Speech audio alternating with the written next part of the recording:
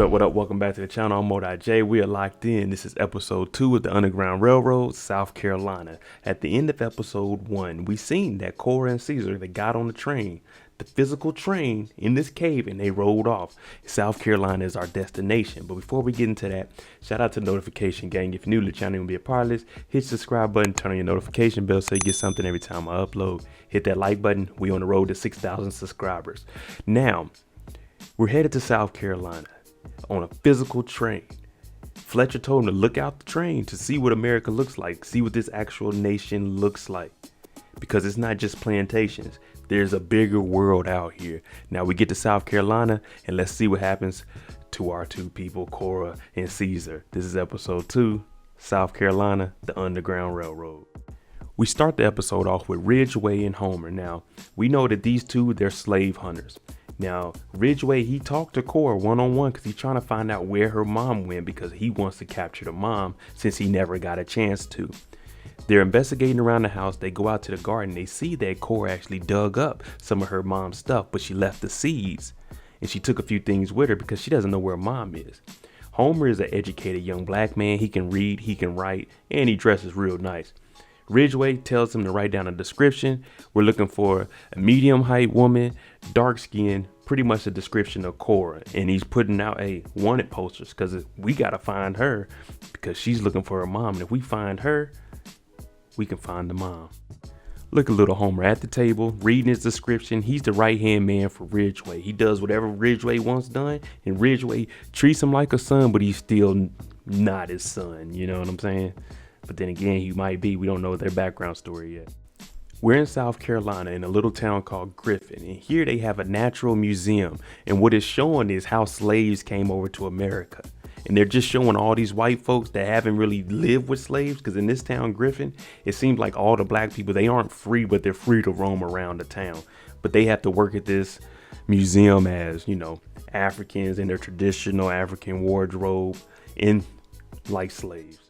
We see Cora, she's looking around. They have a display that has cotton in there. You just seen the slave ship. They have people walking around with African masks on. They have her hair straightened because they want them to be presentable to the white folks, but still be African. Even though we don't have naturally straight hair, we keep our stuff nappy. In this town, there's only men and women, black folk here, and they're all here working. So Cora and a couple of the women, they're in the back putting on their costumes and everything. And the head guy from the museum is saying, ladies, remember, be professional. Bring out that African spirit in you. Let these people know and experience how Africans are, how slaves are. So make sure you're in character. And the head guy, he's very meticulous. You see, they think they know what slavery was like, but they don't know. Y'all, we got to make sure we show them and put on the show for them.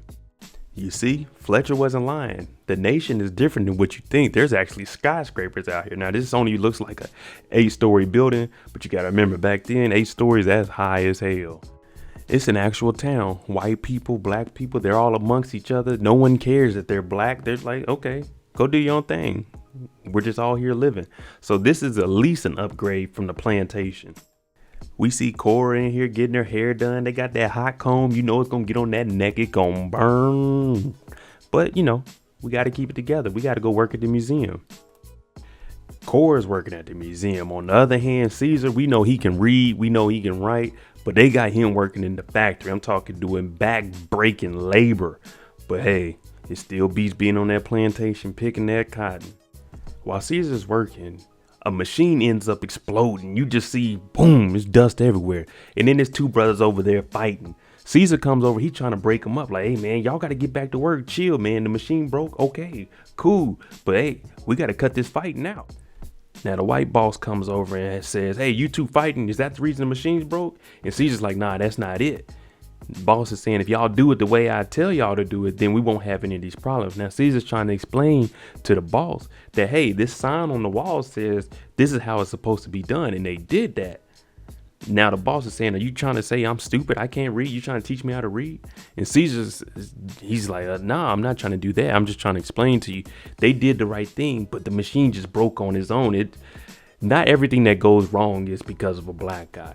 And the boss, he understands that they didn't actually break it and they did do what they were supposed to do.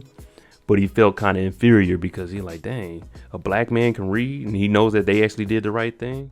One thing that they're doing in this city of Griffin, all of the black men and women, they're teaching them how to be quote unquote civilized. So we see Caesar's up here with his hat off being used as an example. Whenever you enter into a building, you take your hat off. If a woman comes in, you take your hat off. So they're just teaching them proper etiquette for being inside of a building. Same thing for the women. Now, Cora, she shows up to class a little bit late, but they're being taught how to read and write. And one lady, she's starting to read, but she can't really read that well. And the teacher says, hey, stop laughing. You guys were all here at one point. You have to start somewhere. Now, this is illegal. If I was to do this in a different state, I'd be charged a fine and you guys will get whipped 39 times if they found that you were trying to read and write. The white person would just get fined. The black person would get beat for this. So she's just trying to say, I'm helping all of you women out. So don't make fun of someone if they can't read. As Cora's leaving, the instructor stops her and says, hey, you've been asking for about a book. Here it is, Governor's Travel. I never heard of it, but I think she's just getting the book so she can also know exactly what Caesar is reading, so she can see what's in his head and what's driving him to stay focused to get everything done. Now, the teacher, she gives her the book and says, hey, you can borrow it, because in this town of Griffin, we don't care if you can read and write. We want you to. Now she got a book to read, she got a new dress, and they're talking about, Bessie, you gonna look like the Queen of Egypt in there right there. And then we also see her reading the book, so she's trying to get caught up on it. But also reading the book, not only does it let her know what Caesar is reading, but it also helps her become more educated and helps her with reading. My boy Caesar and the crew, they walking up to the skyscraper. We gotta go. We got an appointment today. Clean as hell though. Look at them, all three of them. I ain't gonna lie to you. The appointment that Caesar had to show up to was a doctor's appointment. Now, when he gets in here, you remember, don't put your name on every list. To some people, you gotta appear to be dead. Now, when he gets in there, the doctor asks him, so your name is Christian, right? Where are you from? And what's he say? Oh, I was born in Delaware and I was raised in Mississippi. Now, the doctor's saying, it doesn't seem like, I haven't been in the South that long, but you don't seem like you're from Mississippi. If you remember, he said he was born in Virginia originally, because he doesn't want them to be able to trace him back. And if anyone comes looking, they can't say, oh, this is him, he's from such and such. No, he said he's from Delaware and was living in Mississippi. The doctor's telling Caesar, listen, we don't care about your past. We're only focused on your future. So you can actually talk to me and let me know things. And your file didn't have where you were from in it. So determining off your aptitude and your history, it isn't adding up, because aptitude doesn't seem like something they would have taught you in Mississippi. And Caesar's like, oh, okay, yeah, because he's kind of getting caught up. He's actually too smart to be just a regular black person. So the doctor sees this and says, hey, how about you come work with me and pretty much be my assistant? He just tells Caesar again, listen, you can read and you can write. We don't care about that here. We actually encourage it. And since you're so far advanced in everybody, listen here, people, there's a lot of research that we can do. Let that sink in. They shake hands and the future begins. There's a nice formal party going on. Everyone has on their suits, their tuxedos, they're clean. Now Caesar, he walks over to this young man. His name is Sam. He has a camera, an old one. I was gonna say he's a photographer. He's the original photographer, people. I'm talking about. He gotta have the to take the pictures. Now him and Caesar, they start talking, and he says, listen, there's a train coming tomorrow. Have you told Cora about it? And Caesar's like, nah, I haven't told her about it yet. But let me give me a good picture in real quick, just so I can show how fly I am. Now, Christian and Bessie, aka Caesar and Cora, they're out there dancing. So what Caesar is doing at this point is he's, trying to butter her up, because he has to tell her, hey, there's a train coming. But they're just talking to each other. They're happy to see each other, and they have their aliases, Christian and Bessie. They go off and actually have a conversation, and he tells her that tomorrow night there's a train coming. Cora wants to know, do you know where it's going? And he's like, nah, I don't know all that, but I do know for sure there's a train coming. But then he asks her, how does she feel about being here? Does she like it? And he tells her that he likes it because he's out of the factory. He's actually going to work for the doctor. And for the first time ever, he gets to work with his mind and not physical labor. So for him, that is an upgrade for him. And he's getting treated so much better than what he was on the plantation. they start to speak about the last name that he's going by, Christian Markson. Now, Markson is a name that is more honorable than any name that a slave master could give to him. So that's why he chose that name as his last name with Christian. So Christian Markson. And then they start talking about if they had kids and what they would name it. So they're at least looking at the bright side, like, hey, if we're going to stay here, we can build together. Whether we leave and get on the next train or not, we're going to build together. We're going to have a family together.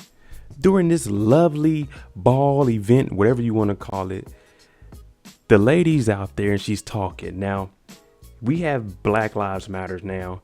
Back then, they called it Negro Lives Matter. Pretty much they're saying all of you are gathered here because we're expanding you guys' knowledge, teaching you how to read, teaching you how to write, teaching you how to be civilized and be able to operate amongst white people. During the whole thing, you start hearing a commotion. There's a black lady running up and she's talking about, they're taking my babies. I don't want them to take my babies. So everyone's looking because no one really knows what's going on. It's just a random lady, black lady that comes in and she's screaming, they're taking my baby. So that has everyone wondering, maybe it's just something wrong with her. You see one of the white men tell the people, hey, get some music cracking. Them boys get on that violin and stuff because they're trying to drown out the noise of her saying they're taking my baby. We see them all at their jobs. So we have Caesar. He's in the hospital now working with the doctor, going over paperwork. We got Cora back there doing the exercise and stuff. They're keeping the women fit. And the whole time you got some music playing above it.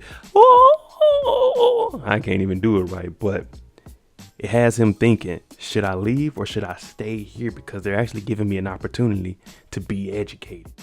While Cora, she's at the museum. She's in the display of where you're picking cotton at. Now, the museum instructor, he's trying to show the young man, all right, we need to make this believable. So if you're going to be a slave master, this is how you have to use the whip. And you can start talking, you can have a dialogue like, take that. How does that feel? Do you want more? And then the young man that's supposed to be learning, he asks him, oh man, you're good at this. Turns out the museum leader, oh yeah, I haven't done this in years. That was my old life. So he used to be a slave master, but now he's in Griffin working to help do research on these black folk. As you can see, Cora's in here picking fake cotton, and you just have all these white people watching because they never seen slaves in real life. So this is the closest they're going to get to it. But Cora just seen them whipping, and you know she got whipped in the first episode, and she's seen people get whipped. So it's just traumatizing for her to have to relive all of this when you thought you got away from it. Cora's off work. Now she has to go see her doctor. So she has to go change into her formal wear. She puts on gloves, and one of the girls jokes around like, oh, you putting that glove on? You must be going to see those white folks. But Cora says, I have a doctor's appointment. And the lady says, my mama would have gave anything to see one of these white doctors if they could see me now. And one of the ladies asked Cora, what's wrong? Why are you looking like that? And Cora, she's just like, I'm kind of thinking about the girl and why she was yelling, they're trying to take my babies the other night. One of the ladies say, well, they said her blood came back bad. Her blood came back bad. Bad from what? That's what we all want to know. Bad from what? Cora's taking the elevator up and the elevator man's on there. He looks at her and say, I hope you ain't bending that brass because it's going to come out my paycheck. Just joking around because, you know, hey, he on this elevator all day with them white folk. It's good to see some of your people. Caesar goes to the corner store and he's picking up some medicine. He talks to the clerk and says, hey, how much for this? Clerk puts his glasses on, looks at the thing. 50 cents. Even I'm thinking 50 cents. They only pay us like a nickel a week. So that's what, like 2.5 months to buy this? Then the guy says, I can give it to you on a script. It'd be $1.25. Don't know how that works. They just open the price. But once he buys it, the clerk actually puts some vitamins inside of the bag. Caesar's like, what is this? He said, oh man, it's just vitamins. You should take it to keep you healthy. They're telling us to give it to everybody. But Caesar's looking at it and wondering, why are they just giving this away for free? We have to pay for everything else, but they're giving us free vitamins? Something's not adding up. She goes to her appointment, and it's an OBGYN appointment. The doctor comes in. He tells her that your body records previous things that happened to you. And then Cora goes into, after her mom left, boys used to make fun of her. They took her out of the woods, and they did their way with her. Now, he's looking at her and he's telling her there's a procedure pretty much tying your tubes to the point that you won't have any children. And this is actually a blessing for the Negro race. He tells her, for her, you have the right to say no. But for Negroes that had that already had 2 children, if they're criminals or anything of that nature, such as medical needs, special assistance, then it's mandatory that they get their tubes tied so they won't have any more children. But he's telling her, for her, she's lucky, but she should go ahead and get the procedure because it'd be better for her in the future. Pretty much population control. They don't want Negroes to keep populating. Now the doctor tells her, I got to go ahead and pull some blood for you. And then she's trying to say, I just got a lot of blood pulled from like 2 weeks ago. The doctor says, oh, it must have not been enough blood. You may have thought it was a lot. Just make the fist. I got to get more blood work. Now we remember the lady just said that one of the girls didn't make it because her blood work wasn't right. So that's why Cora was so iffy. Like, I don't want to give no more blood. She leaves her an appointment, and while she's walking back, she sees little kids running out. They have candy and everything. So she goes into the same corner store that Caesar did. Now, what she's in there is looking for penny candies. And what that is just candy that's worth a penny. The reason she needs this because she got her blood drawn. She needs that sugar. Because if not, you're going to start being all lightheaded and everything's going to start going wrong. She needs to get some sugar to replace all the blood that was being taken out. And since they don't have any, you can already tell she's starting to look around. She's not the same. And then on top of all that, they're talking about giving her a procedure to get her tubes tied. She doesn't want to have her tubes tied. We just heard her and Caesar talking about having a family and moving forward together with the family. Back in the male dormitory, Caesar's in there and he sees one of the men on his bed coughing, sweating, and then, hey, he's going through it. So it looks like a fever. But what does Caesar do? He comes over with those extra vitamins that he has and he gives them to him. Now the man says, I've already been taking them. And Caesar's like, man, these vitamins are going to help us. So if I can help you, because he works in the hospital now. If I can help you by giving you my vitamins, I will do that. We see a bounty hunter at the bar. Now he's talking to the bartender. Let me get a whiskey. And the bartender says, is that your nigger outside? Because there's some complaints about her crying. And the guy's sitting there like, man, I don't care if anybody's complaining, man. I'm doing my job out here. So the guy says, hey, well, you're going to have to quiet her. I'm going to go get the sheriff. He said, go get the sheriff. I'll even buy the sheriff a drink. In come Ridgway and Homer. Now, I'm telling you, Homer is holding it down. Ridgway's talking to the bartender. The bartender said, hey, whoa, he can't come in here. He's a nigger. You can go down. There's a boarding house. They let him sleep on the floor. Now, Ridgway looks out for him and says, Homer don't sleep on the floor unless he wants to. So he'll be in here. Now you hear the bartender say, Cletus, watch the bar. I'm going to get the sheriff because we got a nigger in this building. As the bartender walks off to go get the sheriff, he said, this little nigger and this little nigger hat he got on at my bar. The other bounty hunter gets up and goes behind the bar. He starts making him and Ridgway a drink. Then you hear Homer say, we're looking for a murderer. And he hands over the little wanted poster for Cora. And the guy's like, oh, really? So that's what you doing? Yeah. Bounty hunting's my business. And the bounty hunter says, anything that pays is my business. So Ridgway might be getting some connections. This guy tells him, hey, there's a town named Griffin. And it's not like any town you've seen. It actually has a skyscraper. Ridgway doesn't know what a skyscraper is. So Homer tells him, yeah, boss, it's a house. A big house, bigger than you ever seen, almost touched the sky. So now they know they got to head to Griffin because there's a lot of black folk walking around the white folk over there like they don't even care. Cora's losing it now. Now she's imagining herself back in the hospital. She goes in there. She sees her mother in there. She slits her mother's throat. Then she goes over to the table. Caesar's in there and she drops the knife. But she's just losing it. I'm telling you, that blood sugar is went down when you get all that blood taken from you and you ain't got no sugar to put back in your system. She's going through it. She wakes up in the middle of the night because one of the women are in there screaming, not her baby, not her baby. So we heard the doctor say, hey, it's population control that they're trying to do. They're trying to get people's tubes tied. So all of this is starting to connect to each other. We just don't know how and why yet. You remember the guy that Caesar gave the vitamins to?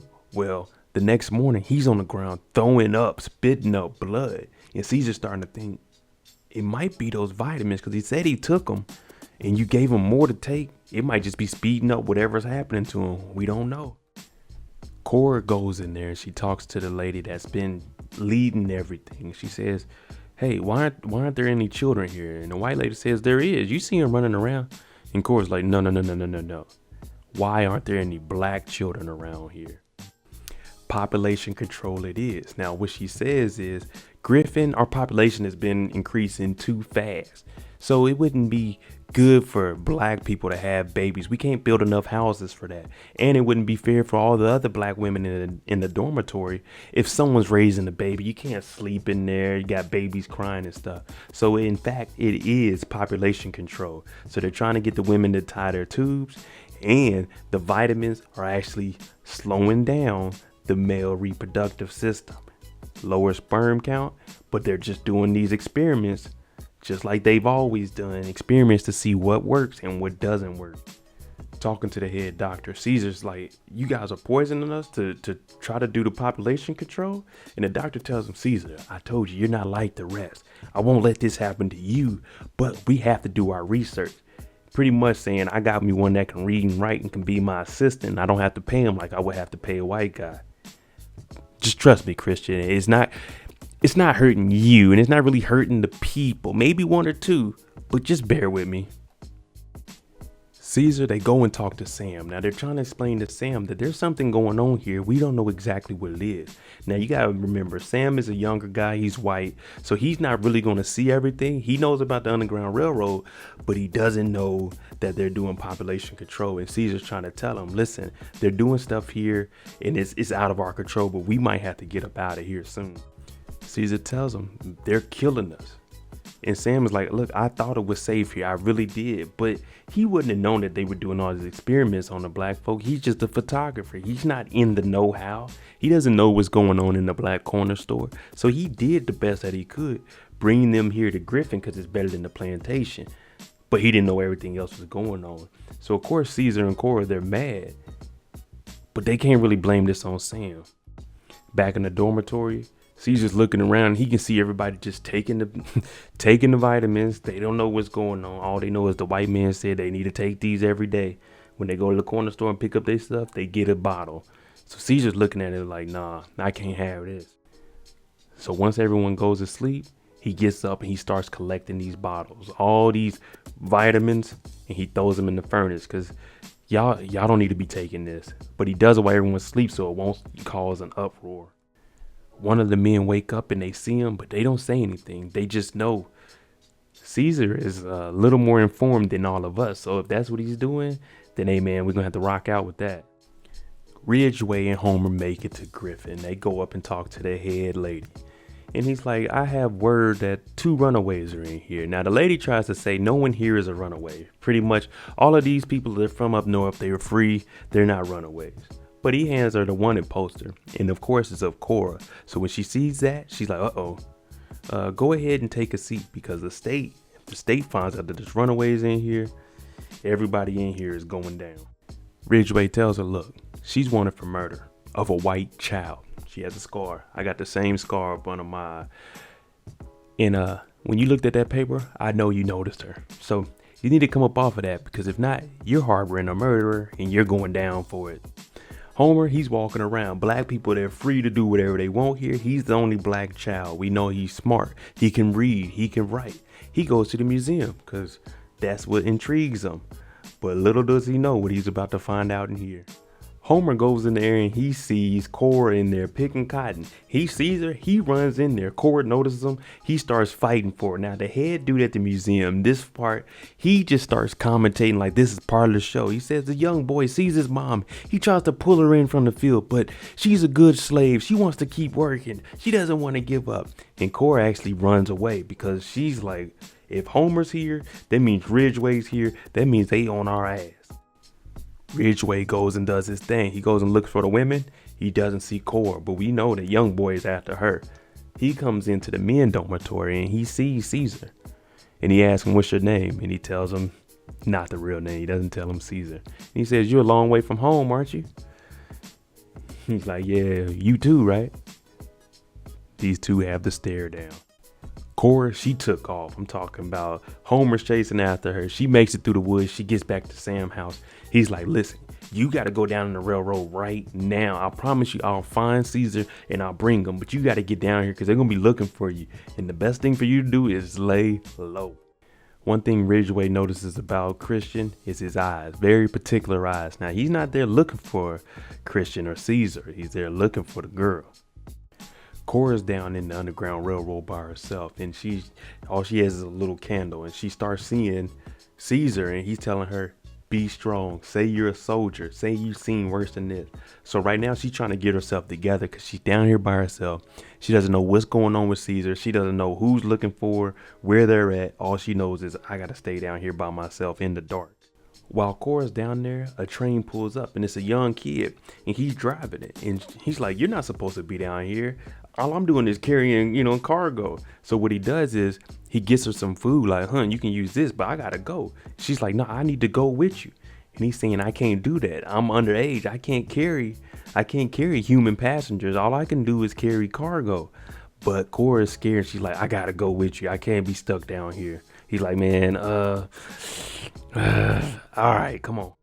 She tries to get in the engine with him, and he's like, whoa. If I'm gonna take you, I still gotta follow protocol. You gotta get in the back with the cargo, but tie yourself down because it gets bumpy back there. Hell, that's better than nothing. So she gets in the back, ties herself up with some rope, and she holds on, and this train hits the road. Can't keep running away. This song has some soundtracks at the end of each episode, but that's episode 2, the Underground Railroad, South Carolina. Now we on that train. We headed to the next stop. Hopefully Caesar catches up with us. But let me know what you think down there. And I know everyone's gonna agree with me. They're wrong about the population control. It's just completely wrong. So I don't even have a question for you because I know we all agree. But if you like the content on my channel, hit the subscribe button, hit the like button. Thanks for watching. I'm out. Jimmy on the beat, boy.